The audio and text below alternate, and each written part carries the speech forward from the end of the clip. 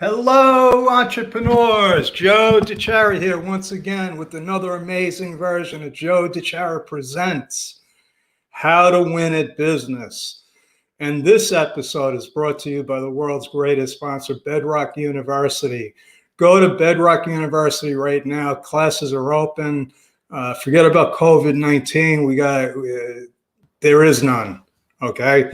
We are open for business. We're also looking for professors. So if you have some kind of business content that you think is valuable and you'd like to share with us, please connect with me. And you can do that by going to, timewithjoe.com. Okay. And tonight we're going to do a short presentation on a subject that's been coming up repeatedly, and I'm going to keep talking about it now because it just never goes away, and that's where to register your business. And if you are new here and you don't know who I am a serial entrepreneur, CPA. I've worked with thousands of small business owners. I've registered hundreds of companies in all different states. I've been around the block and then some. So when it comes to small business issues, I like to talk about them. I like to talk about them because when we don't talk about them, people get into trouble. And my purpose in life really is to provide information to help people stay in business. And I provide strategies that help you win at business. And here's the crux of the problem. Life is difficult, folks. And I say this every night, and I got to keep reminding myself. And as entrepreneurs, what we do is we make it even more difficult by going into business. Business is not simple. It's not easy. It's confusing. And it's tough. And it turns out that this isn't just my opinion. It's pretty much if you haven't been in business, you'll come back to me and say, hey, you were right. According to Forbes, 8 out of 10 businesses fail. And they have all kinds of reasons for that. I go more with my friend John Limbacher, who says that if you give them enough time, they'll all fail. And if you think about it, it's almost true because there's not that many businesses that go on in perpetuity. If I said that right, I'm not going to even try again. But so what I believe after over 35 years as an accountant, as a CPA working, and also in my own entrepreneurial endeavors, what I realize is that people fail because it's too damn complicated. There's too many hoops to jump through. And you forget about my end of the business, the tax and compliance area, which is off the charts. And, I wonder how anybody could ever run their own business and do their own taxes. And the truth is that there's tens of millions of businesses out there that do just that. They don't have an account. They don't have a bookkeeper. Because it's expensive. And when something is confusing and expensive, people do not decide. And that is why there are 25 million sole proprietors out there. And you are the people that I want to connect with. And my goal is always, with all of these trainings, is to try to help make your business simple. Like I said, it's not easy. It's complicated, but I can less complicate. I could take things off your plate that you shouldn't be dealing with. And I could explain things about starting and running a business that can make your life a lot easier. And when things are fun and easy, it's a lot easier to make money, folks. So if you're watching live, if you can give me a hashtag live, and if you're watching the replay, give me a hashtag replay. And if you have any questions, you can post them in the chat and I will answer them. So let's get into where should you register your business. Because it seems that, we start with the whole Delaware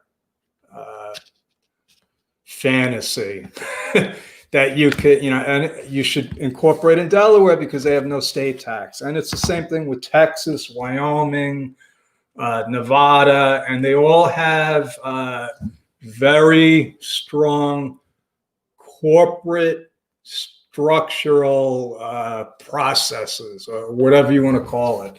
They are corporate and legal entity friendly.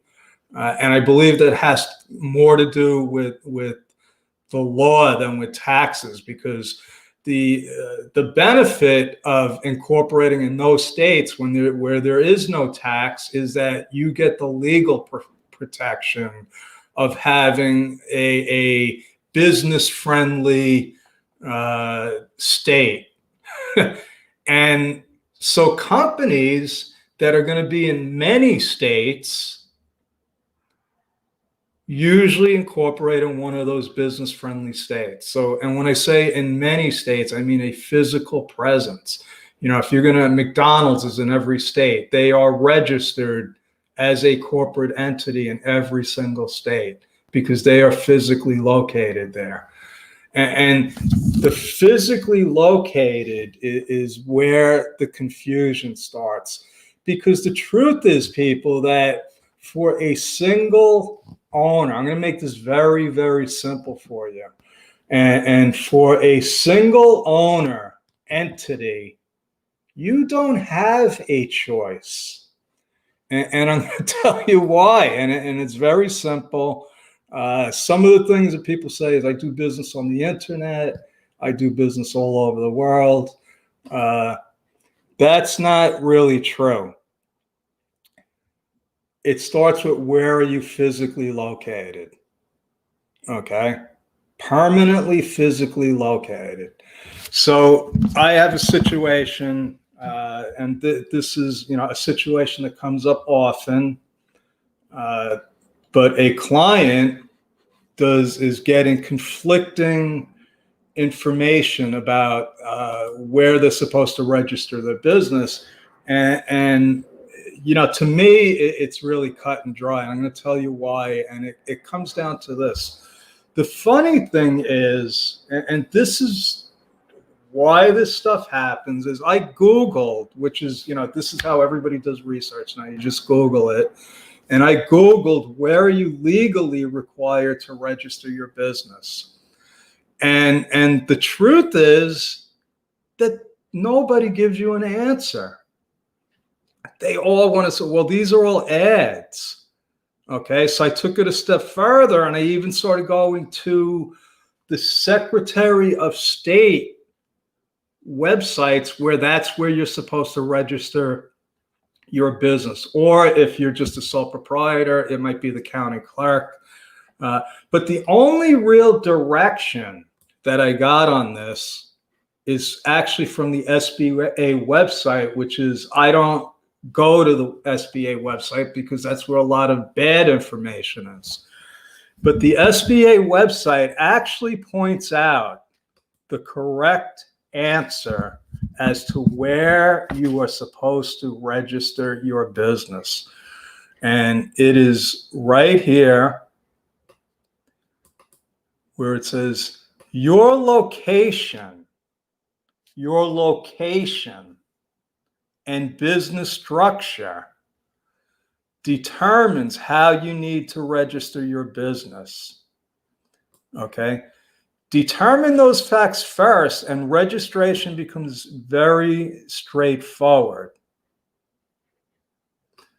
Then they go on to say, for most small businesses, registering your business is as simple as registering your business name with state and local governments, people. So there is the answer. You must register your business starting where you are physically located. So I don't care if you're doing tutoring all over the world, if you're selling donuts, to other states and shipping them, you don't have an option as to where you're going to register. You don't get to choose because it is a matter of state and local law.